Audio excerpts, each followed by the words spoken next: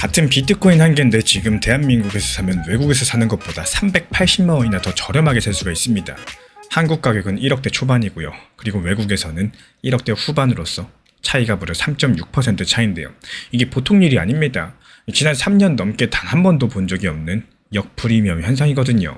정확히는 2022년 3월 이후에 처음입니다. 그 당시 비트코인 시장에 무슨 일이 벌어졌는지 기억하시나요?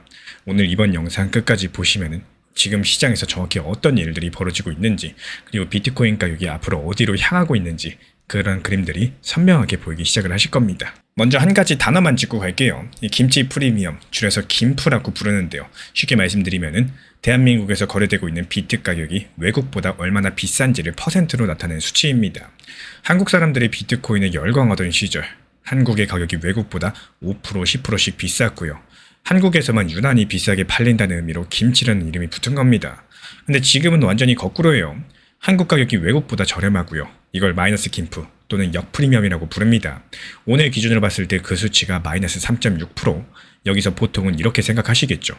한국 시장이 죽었구나. 한국 사람들이 비트코인을 안 사니까 저렴해진 거구나. 반은 맞고 반은 틀린 얘기입니다. 이 진짜 그림은 따로 있다라는 건데요. 지금 한국의 비트코인 가격이 저렴해진 진짜 이유, 한국이 약해져서가 아닙니다. 외국이 너무 뜨거워서 그래요. 무슨 말이냐? 미국의 비트코인 ETF라는 게 있죠. ETF라는 단어가 어렵게 들릴 수 있겠는데 그냥 일반 주식시장에서 비트코인을 살 수 있게 만들어 놓은 상품이다. 이렇게 생각하시면 됩니다. 이걸 통해 가지고 미국의 큰 회사들, 연기금, 보험사 같은 곳들 비트코인을 사고 있는 상황이에요. 한 번 살 때 단위가 다릅니다. 개인들이 100만원, 1000만원 사는 게 아니라 한 번에 수백억, 수천억씩 들어가기 때문에 이런 큰 돈들이 외국 시장에서 비트코인을 빨아들이다 보니까 외국의 가격들이 조금 더 빠르게 올라간다는 거예요. 그리고 대한민국 개인 투자자들은 그 속도를 따라가지 못하겠죠. 그래서 한국의 가격 자체가 상대적으로 뒤처지고 있다는 거고, 한국이 약해진 게 아니라 외국이 너무 강하다라는 겁니다. 여기까지가 1차 그림이고요. 근데 진짜 흥미로운 부분은 지금부터 말씀드릴 내용이에요. 이 비트코인 역사를 가만히 들여다보면 이상한 패턴들이 하나 보입니다. 한국의 개인 투자자들의 광기 없이 조용히 올라간 비트코인, 단 한 번도 꼭대기에서 끝난 적이 없습니다. 한국 사람들이 미친 듯이 달려들기 시작한 시점들, 늘 비트코인 가격의 천장이었었죠. 2017년 말, 2021년 봄, 그 당시에 김치 프리미엄은 항상 플러스 5%, 10%를 넘어섰습니다. 한국 시장이 가장 뜨거울 때가 사실은 외국의 큰 손들이 한국 개인 투자자에게 물량 넘기고 빠져나가는 시점이었다는 거죠. 그렇다면 지금 상황은 어떨까요? 한국이 조용합니다. 김프가 마이너스 3.6%예요. 이 말인즉슨 외국의 큰 손들이 아직까지 한국 개인 투자자에게 물량을 넘길 단계가 아니다. 이런 뜻으로도 읽힌다라는 거고, 그들은 여전히 매수를 하고 있어요. 한국 사람들이 흥분하기 전에는 진짜 꼭대기가 아닐 가능성이 높다는 얘기입니다. 이 과거 데이터만 놓고 보면은 이런 흐름들 분명히 반복되어 왔었고요. 그래서 한 번 더 과거를 확인해 볼 필요가 있다는 겁니다. 2020년 3월 이 코로나가 터졌을 때 비트 가격이 폭락했습니다. 그 당시에도 김프가 마이너스로 떨어졌고요. 그 뒤에 어떻게 됐습니까? 비트코인은 1년 만에 거의 10배 가까이 올랐고, 한국의 개인 투자자들이 본격적으로 들어온 거는 가격이 거의 다 오르고 난 다음이었습니다. 반대로 2022년 3월 김프가 마이너스로 내려갔습니다.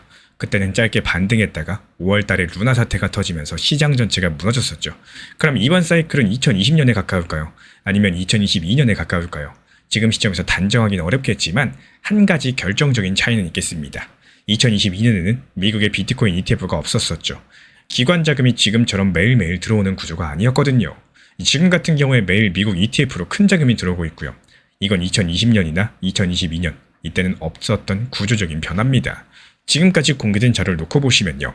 이번 마이너스 김프는 시장이 약해서 생긴 게 아니라 외국들 자금이 너무 강력해서 생긴 결과에 더 가깝다라는 말씀을 드립니다. 그러면 자연스럽게 다음 질문이 떠오르죠. 아니, 그래서 앞으로 비트코인 가격은 어떻게 움직일 수 있을까? 여기에 대해서 제가 바라보고 있는 관점은요. 이 단기적으로 한 번 정도는 큰 흔들림이 올 수 있겠습니다. 가격이 짧은 시간에 많이 올라왔었고 또 잠깐 쉬어가는 구간들이 필요하다라는 거죠. 하지만 그 조정이 끝난 뒤에는 또 외국 자금이 계속 들어오고 있는 한 추가 상승 쪽으로 무게가 실릴 가능성 더 높다라고 봅니다. 왜 그렇게 보고 있느냐? 이 김치 프리미엄이 마이너스라는 건요. 대한민국 개인 투자자들이 아직까지 본격적으로 들어오지 않았다는 뜻이기도 하겠고, 진짜 사이클의 끝은 한국 시장이 다시 뜨거워지면서 김프가 플러스 5%, 김프 플러스 10% 이렇게 넘어설 때 옵니다. 그때까지는 아직까지 거래가 남아있다. 이런 의미로 읽을 수가 있겠고, 일례로서 대한민국 주식시장 어떻습니까? 지금 엄청난 화랑이죠. 주식 자금에서 본격적으로 코인 시장으로 자금이 이동하기 시작할 때 그 당시 타이밍을 보고 있습니다. 결국에 이 시장에 예상하지 못한 큰 사건이 터지게 되면은 이 시나리오가 언제든 뒤집힐 수가 있기 때문에, 그래서 우리가 진짜 보셔야 될 신호는 김치 프리미엄이 다시 플러스로 돌아오는 시점, 그리고 미국 ETF로 들어오던 자금이 멈춘다거나 빠지기 시작하는 시점들, 이 두 가지 신호가 동시에 나타나게 되면요, 그때부터는 시장 분위기가 완전히 달라질 수 있다는 거 기억해 두시기 바라고, 결국에 지금 대한민국 비트코인 가격이 외국보다 저렴한 건요, 한국이 약해서가 아니라 외국 자금이 너무 강력하기 때문이겠습니다. 결국에 한국 개인 투자자들이 조용한 지금 이 시점, 비트코인 사이클은 아직까지 꼭대기에 도달하지 않았을 가능성이 더 높아 보이는 상황이고요. 이 단기적인 흔들림 뒤에 추가 상승 쪽으로 무게가 실리는 그림들, 현재로서는 가장 가능성이 높은 그림이기 때문에 우리나라 개인 투자자들께서 다시 뜨거워지는 그 시점, 도대체 언제 어떻게 알아챌 수 있을지 다음 영상에서 그 신호에 대해서 정확히 짚어드려 보도록 하겠습니다. 결국에 리플, 비트코인 이런 메이저 코인들 흐름 어떻습니까? 좋지가 않은 상황이죠.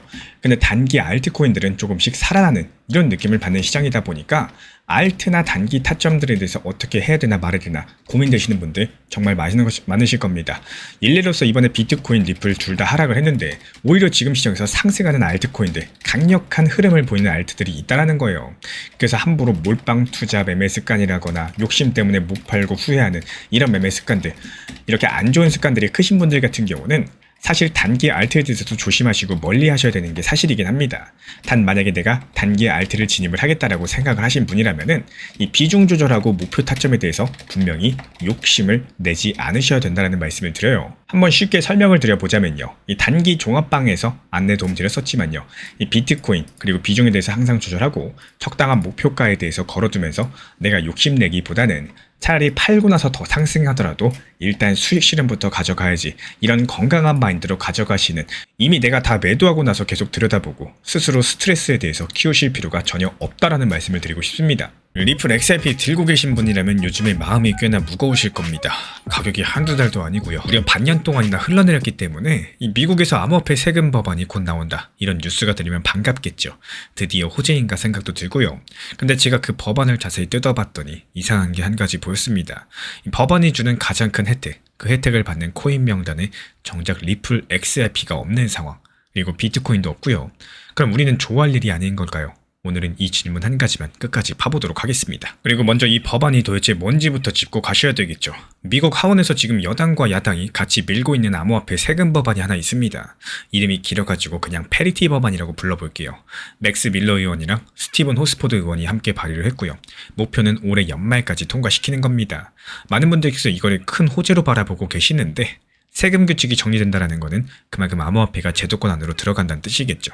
여기까지는 사실 다들 알고 계신 내용입니다. 근데 여기서 문제되는 내용들이 뭐냐? 그 안을 한 겹 더 들춰봤을 때 나옵니다. 이 법안의 핵심적인 혜택은 이 소액 거래에 대한 세금 면제랑 관련된 내용들인데요. 이게 무슨 말이냐? 지금은 코인으로 자그마한 물건 하나만 사도 세금 계산해야 돼요. 한국 돈으로 30만원어치 코인을 썼다면 그때마다 이걸로 내가 얼마 이득을 받지? 이러고 일일이 따져야 된다는 거죠. 이게 여간 번거로운 게 아닙니다. 그래서 이 법안 자체가 30만원이 안 되는 작은 거래에 대해서 세금을 매기지 말자, 이렇게 하겠다라는 거고, 단순하게 여기까지만 들어봤을 때는 정말 좋은 소식, 호지처럼 들리고 있는 상황이죠. 그런데 바로 이런 지점에서 함정이 한 가지 나옵니다. 이 면세 혜택 자체가 모든 코인한테 주어지는 게 아니거든요. 딱 한 종류한테만 줍니다. 바로 스테이블 코인인데요. 스테이블 코인이 아주 쉽게 풀어드려 보자면은, 이 보통 코인은 값이 매일 오르락 내리락 하죠. 근데 스테이블 코인은 값이 거의 움직이지 않게끔 한 개에 약 1,500원 근처 1달러에 딱 붙어있도록 설계된 코인입니다.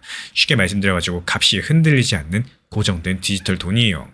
이 미국 자료를 보시면요, 이 면세에서는 바로 이 스테이블 코인 거래에서만 적용이 될 거고, 비트코인은 여기서 대놓고 빠져버렸습니다. 한마디로 비트코인으로 구매하면 세금 내야 되는데 스테이블 코인으로 구매하면 세금을 내지 않아도 되는 상황들이 펼쳐질 수 있다는 거죠. 그렇다면 여기서 중요한 점, XRP는 왜 빠졌을까요? 이유는 단순합니다. XRP는 값이 매일 출렁이는 코인이다 보니까 스테이블 코인이 아니죠. 그래서 이 소액 면세 혜택의 대상이 아니게 됩니다. 비트코인이 빠진 것도 똑같은 이유겠고요. 그러니까 호재라고 하는데 내 코인은 명단에 없다, 이런 느낌들, 기분 탓이 아니라 실제로 맞는 이야기입니다. 근데 여기서 중요한 거는 진짜 이야기는 지금부터 시작이 된다는 건데요. 리플이라는 회사, 그러니까 XRP를 만든 그 회사에서요, 이미 스테이블 코인을 한 가지 만들어낸 게 있습니다. 이름은 RLUSD인데요. 이게 어떤 코인이냐? 이 방금 말씀드린 것처럼 그 면세 혜택에 딱 들어맞는 종류의 스테이블 코인이에요.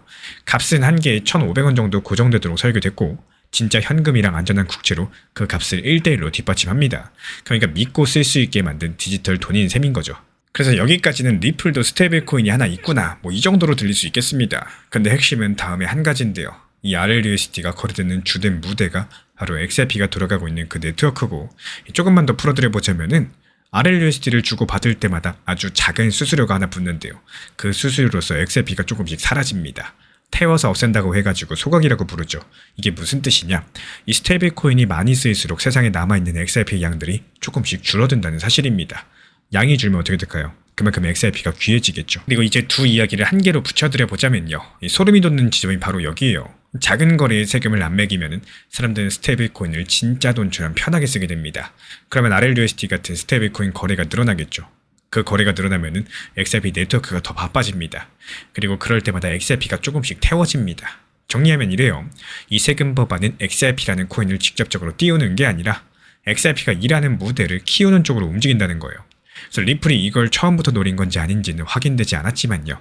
다만 지금까지 공개된 자료를 놓고 봤을 때 리플이 만든 스테이블 코인이 마침 이 규칙에 딱 맞아 떨어진다는 거, 거기까진 분명한 사실이겠습니다. 그럼 이게 도대체 얼마나 큰 판인지 이게 궁금하실 거예요. 리플이 올해 한 해에만 자기네 스테이블 코인을 통해서 5경 원어치 규모의 거래가 오고 갈 것이다, 이렇게 내다본 상황이고, 감이 잘 안 오고 있는 큰 숫자죠. 그만큼 크게 보고 있다는 뜻입니다. 그리고 이건 그냥 꿈 같은 이야기 정도가 아니라요. 지금 RLUSD는 그 규모가 2조 4천억을 넘어가지고 미국에서 규제를 받는 스테이블 코인 중에 세 번째로 큽니다. 작은 실험이 아니라는 거죠. 근데 여기서 김치국부터 마시면 안 돼요. 이 법안에서 그늘진 면도 분명히 있기 때문에 같은 법안이 코인 투자자한테 불리한 규칙도 하나 새로 가져오게 됩니다. 지금은 코인을 손해보고 판 다음에 그 손실로 세금을 줄여나가고 또 곧바로 다시 사들일 수 있겠죠. 근데 이 법안이 통과되면은 그렇게 손해 처리를 하고 나서도 30일을 기다려야지 다시 같은 방식으로 살 수 있게 됩니다. 짧게 자주 사고 파는 분들한테는 분명히 불편해지는 부분일 텐데, 제도권에 들어간다는 거는 그만큼 어른들의 규칙도 같이 따라온다, 이런 뜻을 내포하고 있어요. 그래서 지금 시점에서 가장 중요한 질문은요, 이 가격은 어떻게 되느냐로 가보겠습니다. 솔직한 말로 말씀을 드리자면은 지금 당장의 XRP 가격은 이 세금 법안보다 다른 게 더 중요해요. 미국에서 암호화폐의 큰 규칙을 정하는 클래리티 법안이라는 게 따로 있는데요. 이게 7월 초 서명을 목표로 빠르게 가고 있습니다. 그러니까 앞으로 약 2달 정도가 XRP 가격에 훨씬 더 결정적인 시간이 될 거고, 가격만 놓고 봤을 때 지금 XRP 한 개에 2,000원 언저리죠. 기술적으로는 2,800원을 넘느냐 못 넘느냐 상당히 중요한 갈림길이 될 텐데요. 반대로 XRP 1,900원대 바닥이 무너진다, 그 아래로 더 내려갈 수 있는 모양들도 차트에 남아있는 상황입니다. 그래서 제가 바라보고 있는 관점은요, 이 세금 법안 자체가 올해 안에 통과 여부 자체가 아직까지 불확실하기 때문에 가장 최근에는 이 소액 면세를 곧바로 시행하는 대신에 미 국세청이 그 효과를 먼저 따져보도록 한 발 물러섰습니다. 그래서 이게 설령 통과된다라고 할지라도 XRP 가격에 곧장 불을 붙인다, 이런 강력한 호재가 되긴 어렵다라는 게 현실이고요. 대신에 RLUSD 거래가 천천히 늘어나면서 XRP 생태계에 오랜 시간을 두고 스며드는 중장기 강력한 호재 재료가 될 가능성이 크겠습니다. 제가 이렇게 바라보고 있는 이유는 단순해요. 면세 혜택이 스테이블 코인한테만 열려 있고요. 그 혜택을 받을 스테이블 코인을 리플이 이미 쥐고 있기 때문입니다. 결국에 미국의 새로운 세금 법안이 주는 소액 면세에서 XRP는 빠졌지만요, 그 혜택을 받는 거는 리플이 만든 스테이블 코인 RLUSD가 되겠고, 결국에 이게 XRP 네트워크 위에서 돌아간다는 거, 이게 바로 핵심 중에 핵심이겠죠. 다만 같은 법안에서는 짧게 사고 파는 투자자한테 불리한 규칙도 함께 묻어있기 때문에 이 마냥 좋다, 이렇게만 볼 수는 없겠습니다. 그리고 지금 당장의 가격들은 이 세금 법안보다 중요한 게 7월달 향해 가고 있는 클래리티 법안 통과 여부가 훨씬 더 크게 흔들릴 거기 때문에, 그렇다면 여기서 한 가지 질문이 남죠. 만약에 클래리티 법안이 정말로 7월달에 통과된다면 XRP 가격은 그때부터 어디까지 갈 수 있을까요? 이 다음 영상에서 그 시나리오들 숫자로서 하나하나 짚어드려 보도록 하겠습니다. 리플 XRP가 지금 당장 스위치 누르는 것처럼 상승할 거야, 이렇게 생각하면 안 되는 시점입니다. 아주 냉정한 시각으로 바라보시면요, 지금 코인 시장이 힘 자체를 못 쓰고 과세라거나 장기적인 하락이라거나 좋은 상황이 아닌 게 지금 사실이죠. 그래서 갑작스러운 상승이 찾아오기는 어렵다라는 게 현실적으로 인지를 하시고요.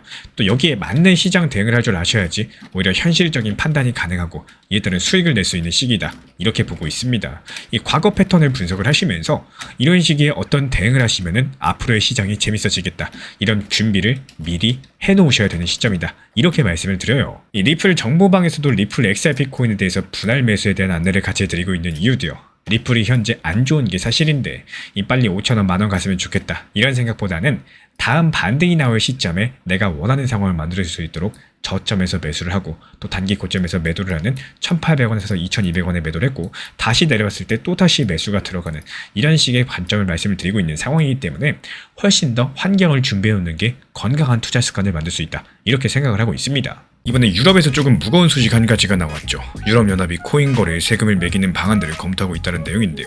그것도 한 해에 우리 돈으로 수조 원을 걷겠다는 계획입니다. 이게 또 세금이냐 뭐 한숨부터 나오실 수가 있는데 여기서 진짜 이상한 게 한 가지 있습니다.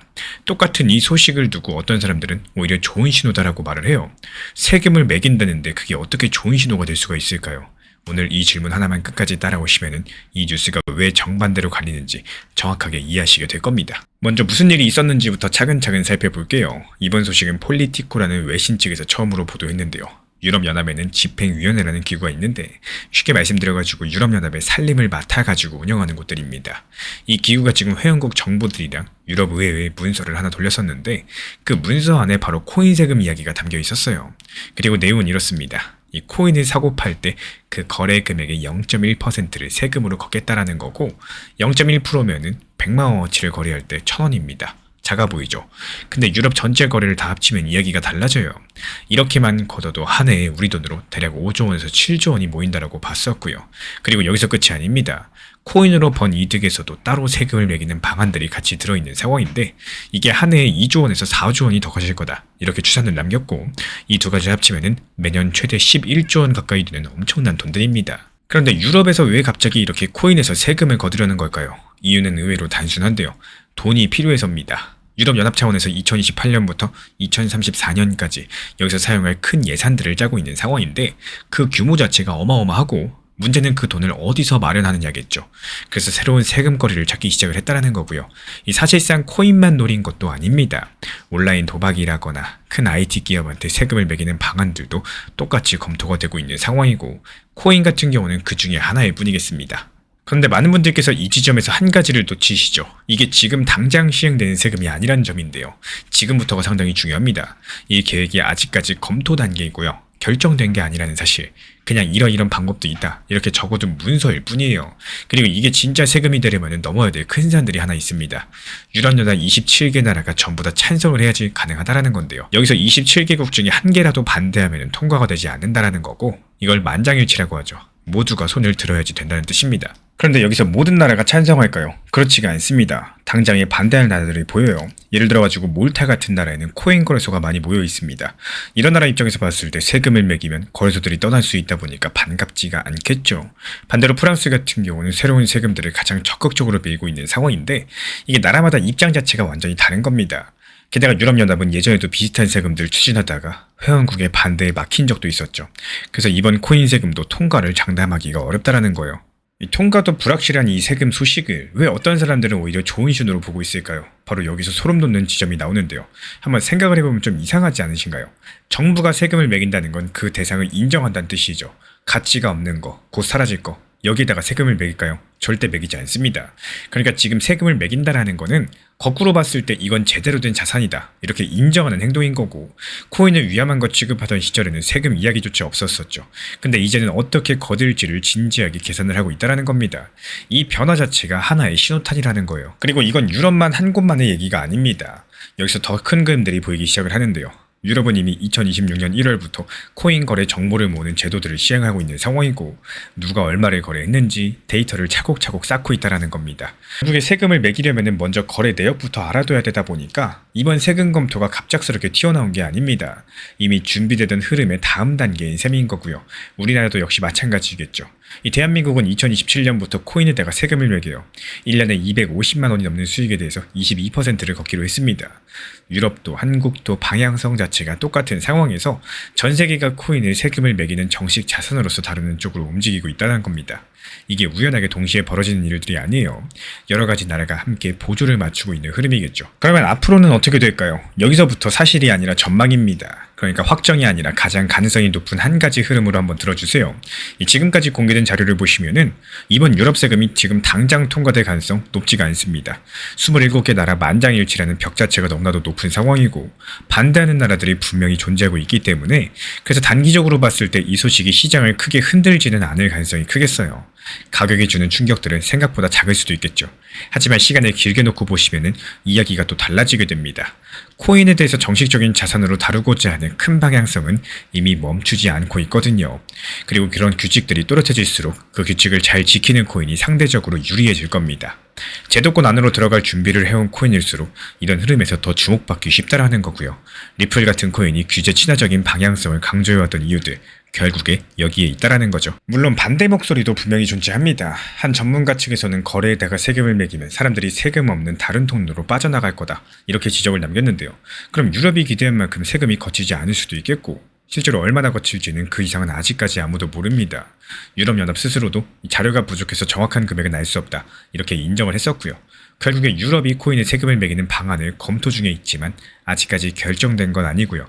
통과까지는 갈 길이 멀다라는 사실. 하지만 세금을 매긴다라는 거는 이 코인을 정식 자산으로 인정한다, 이런 신호이기도 하겠고 또 이런 흐름들이 유럽과 한국을 포함해서 전 세계로 번져가고 있어요. 그래서 지금 같은 경우는 이 단기 충격보다도 길게 바라보는 시선들이 더 중요하다라고 말씀을 드립니다.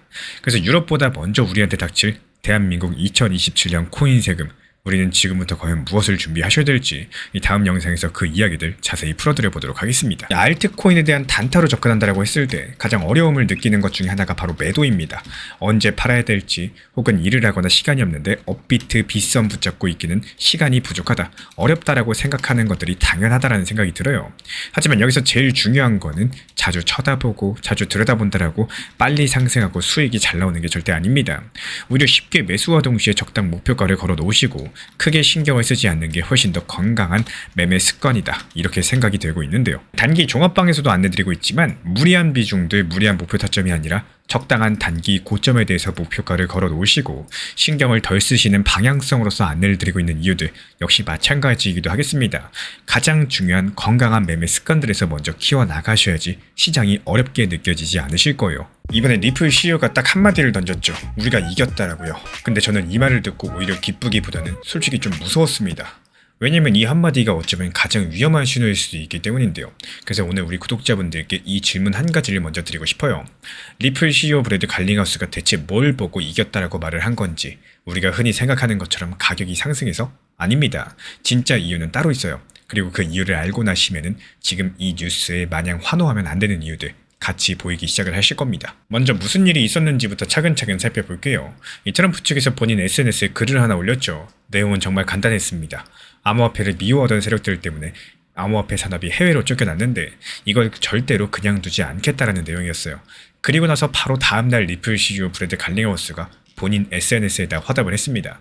암호화폐 반대 세력은 법원에서도 선거에서도 그리고 트럼프에 의해서도 전부 다 패배했다라고요.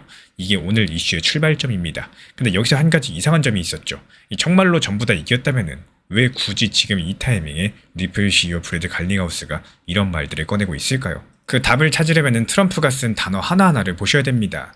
미래에도 흔들리지 않는 시장 구조를 만들겠다라고 말을 했었죠. 영어로 future proof라는 표현인데 쉽게 말씀드리자면 한번 정해놓으면 나중에 누가 와도 못 바꾸게 만들겠다, 이런 뜻입니다. 바로 이 단어에 오늘 이야기의 핵심이 숨어 있는데요. 그러니까 갈링하우스가 이겼다라고 말을 한 건요. 지금 당장 무슨 법이 통과돼서가 아니라 아직까지도 통과가 안 된 상황에서 이게 무슨 말이냐, 지금부터 한번 풀어드려 보도록 하겠습니다. 여기서 클래리티라는 법안이라는 게 등장하는데요. 이름은 어렵지만 하는 일은 단순해요. 코인 하나하나를 보고 이건 주식 같은 거다, 이건 금이나 원유 같은 상품이다, 이렇게 분류해서 법으로 정해주는 법입니다. 그동안 XRP가 힘들었던 이유가 바로 여기 있었는데요.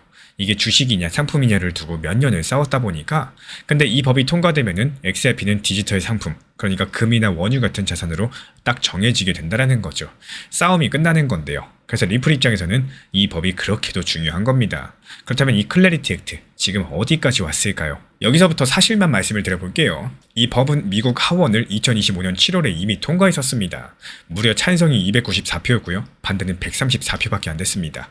근데 미국은 법을 만들려면 하원만으로 안 되죠.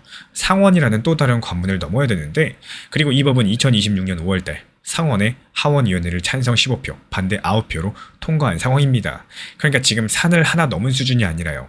이제 막 첫 봉우리를 넘었을 뿐입니다. 앞에 더 남았다는 뜻이겠죠. 그렇다면 이게 얼마나 더 남았냐? 이게 중요한데요. 우리가 생각하는 것보다는 조금 더 많이 남아 있습니다. 위원회의 버전을 다른 위원회 버전과 하나로 합쳐야 되고요. 상원 전체 표결을 통과해야 되고요. 다시 하원과 내용을 맞춘 다음에 마지막에 대통령 서명까지도 받아야 됩니다. 게다가 상원에서 통과되려면 그냥 과반이 아니라 더욱더 높은 벽을 넘어야 되는데 반대를 무력화할 수 있는 60표를 확보해야 돼요. 쉽게 말씀드려가지고 절반보다 훨씬 더 많은 찬성표가 필요하다라는 겁니다.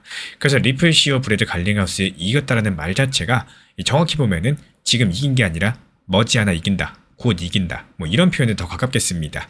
영수증을 손에 쥔 게 아니라 계산대 앞에서 줄을 서 있는 상태라는 거죠. 근데 문제가 뭐냐? 이 줄에는 지금 마감 시한이라는 게 있습니다. 그리고 이게 오늘 두 번째로 중요한 포인트예요. 지금까지 공개된 자료를 보면요. 이 법이 현실적으로 통과될 수 있는 시점은 6월달에서 8월 초 사이로 보입니다. 왜 하필 이때냐? 11월달에 미국에서 중간선거가 있어가지고 이 시기를 놓치면 법안이 더 밀릴 거고요. 자칫 잘못하면 2027년 새로운 의회로 넘어갈 수 있다는 우려가 있기 때문입니다. 정치하는 사람들 같은 경우는 선거가 가까워지면 이런 민감한 법을 잘 안 건드리기 때문에 결국에 지금 이 여름이 길게는 몇 년을 좌우할 수 있는 정확한 시간인 셈이겠습니다. 그리고 많은 분들께서 이 법을 그냥 또 하나의 호재, 뭐 이 정도로만 생각을 하시는데 이건 단순한 호재 정도가 아니에요. 핵심은 영구성입니다. 무슨 말이냐?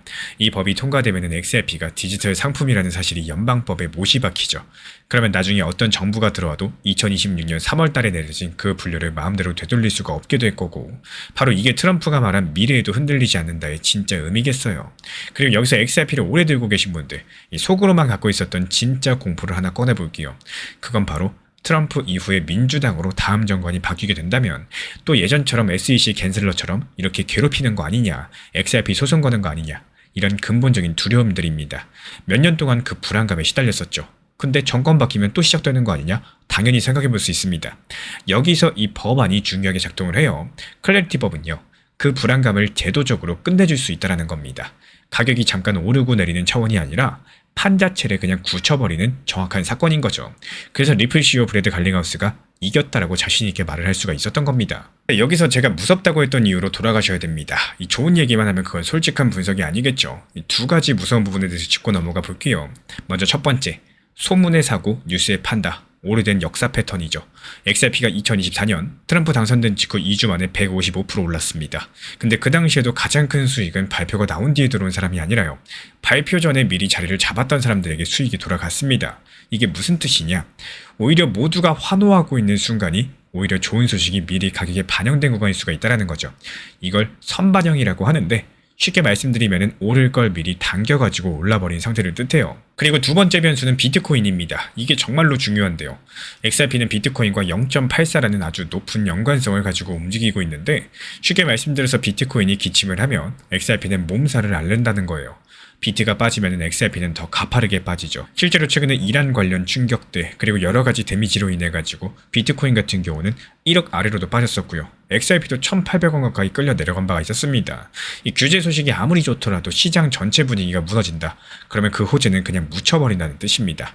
그러니까 지금 같은 경우는 법안 일정만 보실 게 아니라 비트코인이 어디로 가는지를 같이 보셔야 되겠죠. 그렇다면 앞으로 어떻게 흘러갈 수 있을지 여기에 대해서 제 관점을 한번 말씀드려 볼게요. 지금까지 공개된 자료를 살펴보면은 올해 여름 정도가 승부처가 될 가능성이 큽니다. 위원회를 이미 넘었고요. 수많은 기업들이 통과를 밀어붙이고 있고요. 무엇보다 중간선거 전이라는 시간 압박이 있기 때문에 6월달에서 8월 사이 상원 표결 시도가 집중될 흐름이 가장 그럴듯해 보이는데요. 다만 이걸 확정으로 보시면 안 되겠어요. 아까 말씀드린 60표라는 높은 문턱이 존재하고요. 법안 안에 정치인들이 서로 합의를 못한 민감한 조항도 남아있기 때문에 통과될 수도 한 번 더 미뤄질 수도 이 양갈래 가능성이 존재한다는 사실. 그렇다면 가격도 마찬가지겠죠. 일부에서는 이 법이 통과되면 XRP가 7,000원에서 14,000원까지 갈 수 있다. 이런 전망을 내놓기도 하고 있고 하지만 이건 어디까지나 가정에 기반한 예상이지 약속된 숫자가 절대로 아닙니다.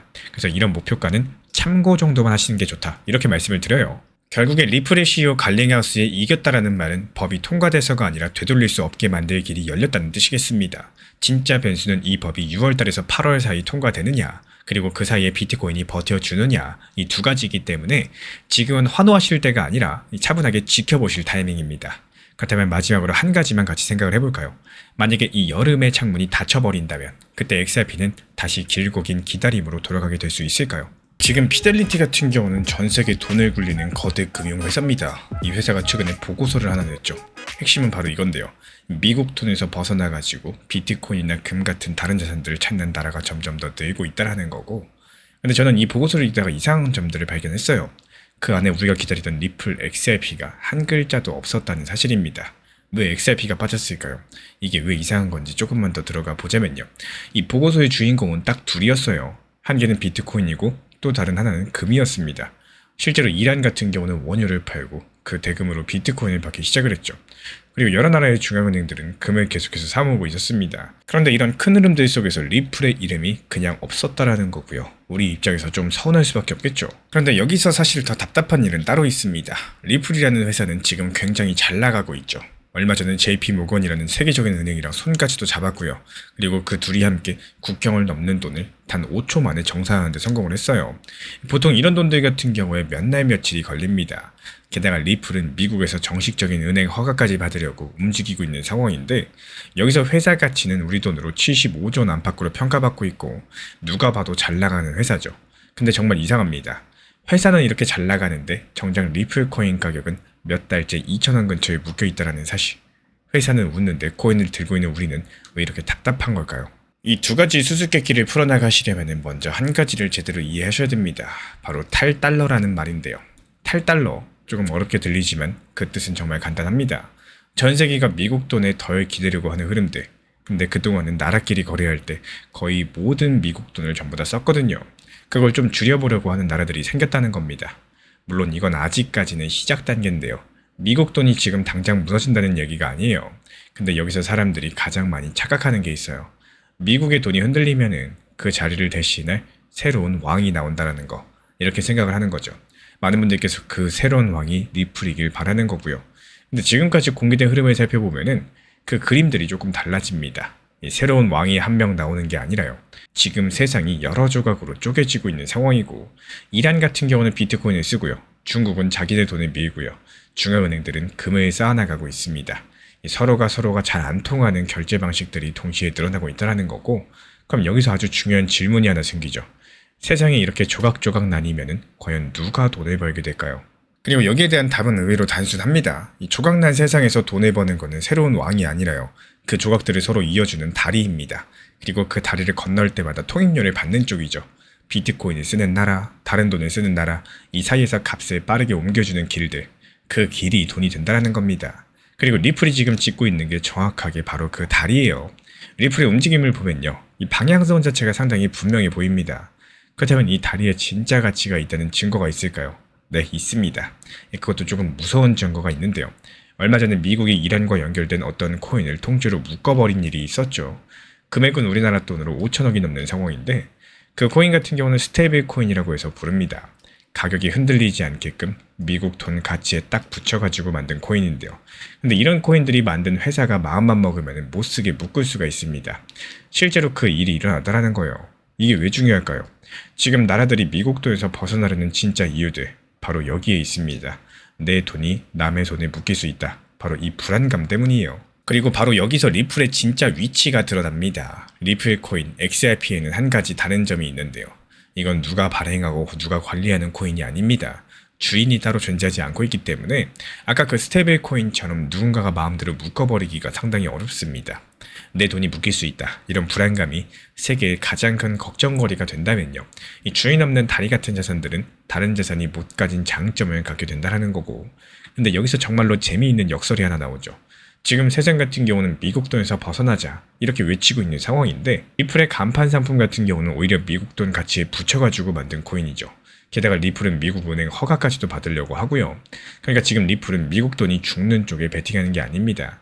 미국의 돈이 이기든 다른 돈이 이기든 그 사이를 잇는 다리에서 통행료를 받겠다라는 거고, 이게 어느 쪽이 이겨도 손해보지 않는 자리들 조용히 잡아나가고 있다는 거예요. 그럼 이제 처음의 질문으로 돌아가 볼까요? 도대체 XRP는 왜 그 보고서에서 빠졌던 걸까요? 이제 정답이 보입니다.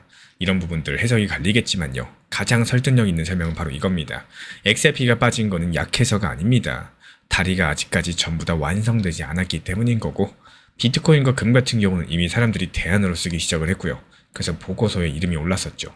근데 리플의 다리는 지금 한창 짓고 있는 중입니다. 말 그대로 JP모건과의 5초 정산도 은행 허가도 전부 다 짓고 있는 단계라는 거고 완성된 게 아닙니다. 그리고 정말로 소름 돋는 지점은 바로 여기 있는데요.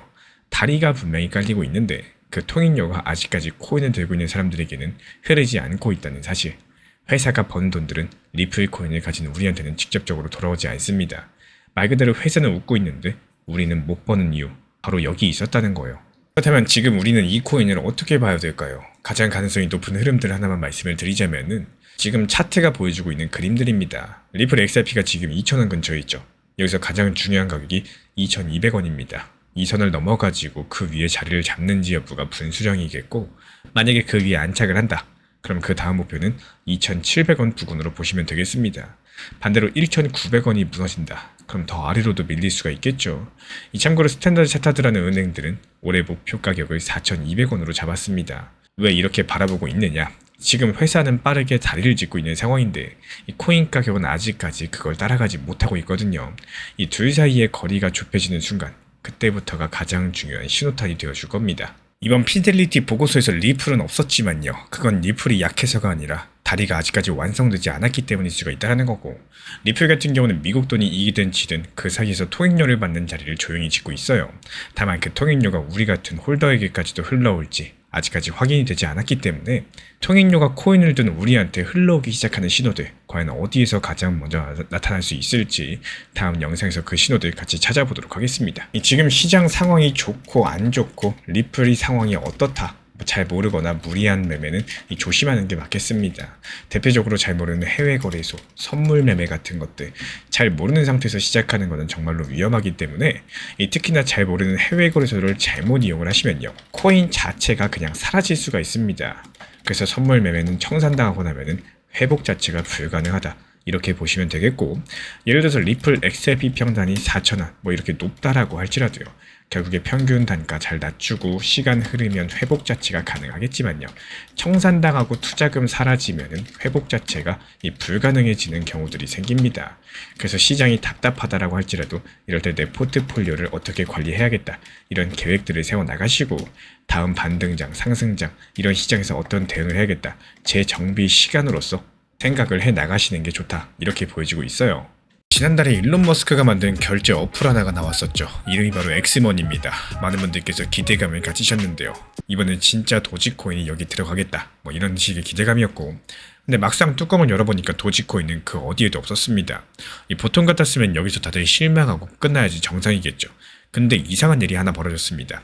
바로 그 시점에 도지코인을 아주 많이 가진 큰 손들, 우리 돈으로 약 17조 원 규모 도지코인을 조용히 매집하고 있었거든요. 이 도지코인이 하락했는데 왜 큰손들은 오히려 물량들을 더 매집하고 있을까요? 그리고 6월 12일 일론 머스크의 회사 하나가 주식시장에 처음으로 올라오게 됩니다. 그리고 그 회사가 장부에 낸 서류안에서 사람들이 그냥 지나친 딱 한 줄이 적혀 있었고, 오늘은 그 한 줄 얘기를 드려볼까 합니다. 먼저 이게 무슨 상황인지부터 천천히 풀어드려 볼게요. 6월 12일 상장하는 회사는 스페이스X고요. 우주로 로켓을 쏘는 회사 맞습니다. 여기서 상장이라는 말이 좀 어려우실 수 있는데, 쉽게 말씀드리자면 회사 주식을 일반 사람들도 살 수 있게끔 시장에 처음으로 내놓는다는 거예요. 근데 이번 상장이 보통이 아닙니다. 그 규모가 역사상 가장 크고 회사 가치가 우리 돈으로 2,600조 원, 그리고 3,000조 원까지도 평가를 받고 있습니다. 이게 얼마나 큰 돈이냐? 우리나라 한 해 예산을 4번쯤 합쳐야지 나올 수 있는 숫자고요. 그리고 이번에 일반 투자자들도 상당히 많이 살 수 있게끔 문을 열어놓은 상황입니다. 그리고 여기서 한 가지 궁금증이 생기죠. 아니 이게 그렇다면 도지코인이랑 도대체 무슨 상관이냐? 이거 상승하는 거 맞냐? 로켓 회사가 상장한다는데 왜 강아지 그림 코인이 얘기가 나오는 거냐? 이런 식의 생각들 충분히 들 수 있겠습니다. 사실상 보통 사람 입장에서는 연결이 잘 안 돼요. 게다가 올해 3월달 또 다른 일이 하나 있었죠. 미국의 규제기관 2곳이 도지코인을 디지털 상품으로 분류했었고, 여기서 상품이라는 것들은 금이나 석유처럼 정식으로 사고 파는 물건으로 인정했다는 뜻이고요. 도지코인이 한 단계 더 단단한 자리를 얻었다라는 겁니다. 근데 아까 말씀드린 것처럼 엑스머니에는 도지코인이 없었죠. 뭔가 일이 진행되고 있는 건 맞겠는데 우리가 흔히 알고 있는 단순한 그림은 아니다라는 느낌이 들 수밖에 없겠습니다. 그리고 이 퍼즐을 풀어나가시려면은 이 겉으로 잘 보이지 않는 사실 두 가지를 알고 계셔야 되는데요. 먼저 첫 번째, 일론 머스크는 상장하기 몇 달 전에 자기 회사 3개를 하나로 합쳤습니다. 인공지능 회사 한 가지, X라는 SNS 회사 한 가지, 그리고 로켓 회사 스페이스 X까지도 이 3가지가 이제 한 가지 회사가 됐다라는 거고, 이게 무슨 뜻이냐? 도지코인이 들어갈 거라고 다들 기대했던 그 결제 어플 엑스머니가 이번에 상장하는 바로 그 회사 안에 들어와 있다라는 거예요. 회사가 따로따로일 때랑은 완전히 다른 상황이라는 거죠. 그리고 두 번째는 더욱더 흥미로운데요. 일론 머스크가 이번에 받기로 한 성과급 얘기입니다. 회사가 머스크한테 주식 10억 주를 주기로 했었고요. 그냥 주는 게 아니라 조건이 붙어 있습니다. 먼저 회사 가치가 우리나라 돈으로 1조 원을 넘어야 돼요. 1조 원은 1조의 1만 배죠. 상상하기도 힘든 엄청난 돈입니다. 그리고 둘째 조건이 바로 진짜인데요. 화성에 사람 100만 명이 살아야 됩니다. 잘못 들으신 거 아니고요. 화성에 사람이 100만 명이 살아야 줍니다. 이 성과급 같은 경우는 조건을 다 채우면 우리 돈으로 약 900조 원이 넘어가는데, 그러니까 일론 머스크는 화성에 도시를 세워야지만 900조 원이 넘는 돈을 받게 된다는 겁니다. 이건 트윗이나 농담이 아니라 이 정부의 정식으로 낸 서류에 적힌 조건이에요. 여기까지 들으시면은 일론 머스크 꿈 한번 크네 뭐 이러고 넘어갈 수 있겠습니다. 근데 도지코인을 오랜 시간 지켜본 사람들, 바로 이런 대목들에서 등골이 서늘해졌어요.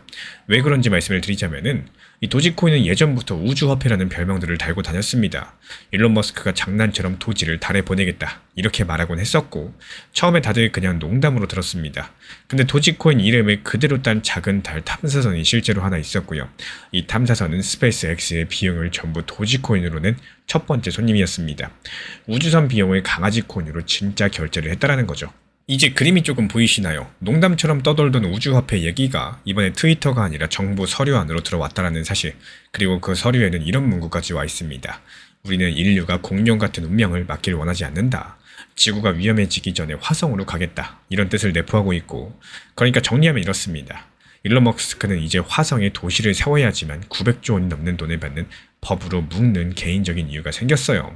그리고 그 머스크가 우주에 처음 보낸 코인이 바로 도지코인이었습니다. 오랜 시간 동안 따로 놀던 농담과 돈들이요, 한 장의 서류 위에서 만났다라는 거고, 큰 손들이 조용하게 도지코인을 사모은 배경에도 이런 그림들이 깔려있다 이렇게 보고 있는 거고요. 그럼 여기서 도지코인 그냥 사두면 되는 거냐 이렇게 생각이 드실 겁니다. 근데 잠시만요. 여기서 한번 냉정하게 생각하실 필요가 있는데요. 이 지금부터가 정말 중요한 부분입니다. 방금까지 들은 얘기들 확정이 아니라 가능성 시나리오이기 때문에, 무슨 말이냐, 도지코인이 실제로 어디에 쓰인다는 발표 아직까지 없었어요. 엑스머니 지금 이 순간에도 도지코인 없이 잘 돌아가고 있어요. 기관들의 돈들 아직은 많이 들어오지 않았습니다. 도지코인에 투자하는 상장지수 펀드라는 게 있는데, 쉽게 말씀드리면 주식처럼 간편하게 사고 파는 투자 상품입니다. 그리고 거기에 들어온 돈들이 우리나라 돈으로 약 190억 원밖에 안 돼요. 도지코인 전체 크기에 비하면 아주 극소량 작은 금액이라는 거죠. 이 대형 기관들이 우르르 몰려든 상황은 아니라는 겁니다. 단기 분위기도 솔직히 약해요. 지금 시장 심리가 극단적인 공포 구간이죠. 사람들이 겁을 꽤 먹고 있다는 뜻인 건데, 게다가 도지코인은 한동안 지켜왔던 시가총액 12자리도 다른 코인한테 내줬었고, 시가총액은 그 코인 전체의 몸값이라고 보시면 되겠습니다. 그러니까 지금은 재료는 많은데 분위기는 차가운 상태라는 겁니다. 그래서 앞으로 어떻게 흘러갈지 가장 가능성이 높은 흐름들 말씀을 드려보자면요. 2월 12일 상장을 앞두고 도지코인 가격은 기대감의 위아래로 출렁일 가능성이 상당히 크겠습니다. 하지만 도지코인이 실제로 쓰인다는 발표가 나오기 전까지는 구조적인 큰 변화들 천천히 가능성으로만 남아있을 거예요. 제가 왜 이렇게 보고 있느냐, 엑스머니가 이미 도지코인 없이 나왔고 기관 돈도 아직까지 들어오지 않았고 시장 심리도 공포 구간이기 때문입니다. 근거가 이쪽을 가리키고 있다는 거죠. 이 새로운 발표가 나오면 흐름은 언제든지 바뀔 수 있겠지만요. 가격을 차트로 보시는 분들을 위해서 기준점을 짚어드리자면은 이 도지코인 약 190원 선을 다시 넘어가지고 그 위에서 마치느냐, 그러니까 종가로 넘느냐를 중요하게 보시면 되겠고, 넘는 과정에서 거래량이 실리는지 여부도 보셔야 되겠습니다. 만약에 넘지 못하면은 140원까지 밀릴 수 있다라고 보고요. 넘어선다. 그렇다면 270원을 그 다음 목표로 보시면 되겠습니다. 결국에 도지코인의 우주화폐 이야기가 처음으로 머스크의 공식 서류 안으로 들어왔어요. 하지만 엑스머니는 아직까지 도지코인 없이도 잘 돌아가고 있고요. 기관 돈도 적다 보니까 확정이 아니라 가능성 정도로 보입니다. 그래서 단기적인 가격들, 상장 기대감에 흔들리되 진짜 변화는 천천히 확인될 흐름들이 지금으로선 가장 그럴듯하게 보이고, 그러면 마지막으로 질문 한 가지만 남기고 맞춰보겠습니다. 만약에 머스크가 정말로 도지코인을 화성의 돈으로 쓰려고 한다면 그 첫 번째 신호는 과연 어디에서 가장 먼저 나타날 수 있을까요? 다음 영상에서 그 신호가 어디일지 깊이 있게 짚어드려 보도록 하겠습니다. 정말 자주 말씀드리는 내용 중에 하나가 비중 조절, 원칙 매매. 우리 구독자분들이라면 이제는 기억이 나실 겁니다. 비중을 조절하는 이유가 뭘까요? 내가 원하지 않는 상황에서 시장이 하락했을 때 대응이 가능해지기 때문인 거고, 하락했을 때 평균 단가를 낮추고 물타기 같은 근본적인 대응을 통해서 빠져나올 수가 있기 때문이겠습니다. 누군가는 비중 조절해가지고 언제 수익 내냐 이렇게 생각하시는 분들도 계시겠지만요. 몰빵 투자에서 한 번에 물리는 것보다는 훨씬 더 효율적이다 이렇게 생각을 해요. 원칙 매매 같은 경우도 이 사람 심리상 매수할 때 심리, 매도할 때 심리가 다를 수밖에 없겠죠. 내가 스스로 원칙을 만들어 놓지 않으신다면은 결국에 내 본능과 욕심에 휘둘려가지고 사면 떨어지고 팔면 상승하는 이런 경우가 반복될 수 있다는 것들을 반드시 생각을 해주셔야 됩니다. 최근에 시장이 너무 답답하다 보니까 정보방 입장에 대해서 문의 주시는 분들께서 많아지셨어요. 먼저 제일 중요하지만요. 제가 안내드리는 모든 정보방은 업비트, 빗썸, 현물 매매로서만 안내 도움드리고 있습니다. 지금 화면에 보이시는 번호나 혹은 댓글 링크에 있는 신청란을 통해서 신청 주시면은 안내를 도움드리고 있고요.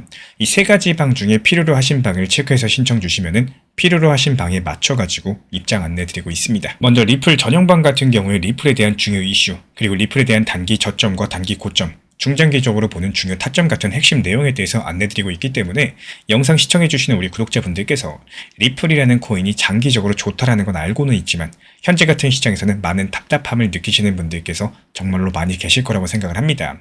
이 적당한 일부 비중은 단기 고점과 저점을 살려서 효율적인 대응을 만들어 가시고 또 오히려 중장기적으로 더 잘 가져가기 위한 효율적인 매매하시는 것들을 추천드려요. 그리고 두 번째로 종합 브리핑방입니다.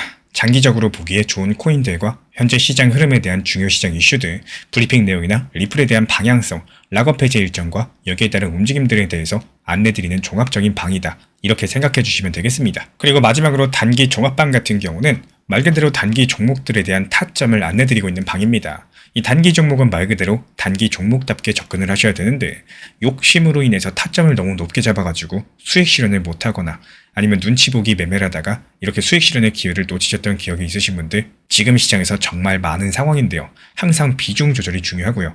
매수와 동시에 목표 타점을 걸어 놓으면서 현실적으로 봤을 때 내 것으로 만들어서 마침표까지 잘 찍는 게 단기 매매의 핵심이다 생각을 해요. 단 여기서 중요한 거, 아무리 내가 좋아하고 시기가 좋고 스스로 괜찮다고 판단하셔도 몰빵 매매는 정말 위험하기 때문에 매번 말씀드리는 비중 조절 원칙 매매로 접근하시는 게 가장 중요합니다. 끝으로 항상 말씀드리고 있지만요. 저는 업비트, 빗썸, 현물 매매에 대해서만 안내를 도움드리고 있기 때문에 절대로 해외골에서 선물 매매에 대한 고위험 리스크 매매에 대해서는 언급조차 드리지 않고 있습니다. 무조건적으로 업비트, 빗썸 이렇게 현물 매매로 필요하신 분들께서만 입장 신청 주시면은 안내 도움 드리도록 하겠습니다. 이 빠르게 가는 것보다 중요한 건요. 꾸준하고 길게 가는 게 더 중요한 투자 시장이다. 이렇게 생각을 해요. 건강한 비중 조절 원칙 매매 활용하시기를 늘 응원드리겠습니다. 이 리플 XRP의 매수 매도 타점은 순간의 판단이 전부예요. 그래서 우리 신사 채널에서는 시장의 숨결 하나하나까지 놓치지 않고자 모든 흐름들 실시간으로 모니터링 중에 있습니다. 이 단기 반등 구간이 열리는 순간 그 찰나의 기회 타점을 우리 구독자분들께 바로바로 전달드리기 위해서인데요. 우리 신사 채널을 이미 구독해주신 분들 중에서 실시간 커뮤니티방 참여를 원하신다면 지금 보이시는 번호로 문자 남겨주시면 되겠습니다. 이 혼자서 불안하게 바라보는 시장이 아니라요. 함께 흐름을 읽고 움직이는 경험들을 선사해 드리도록 하겠습니다.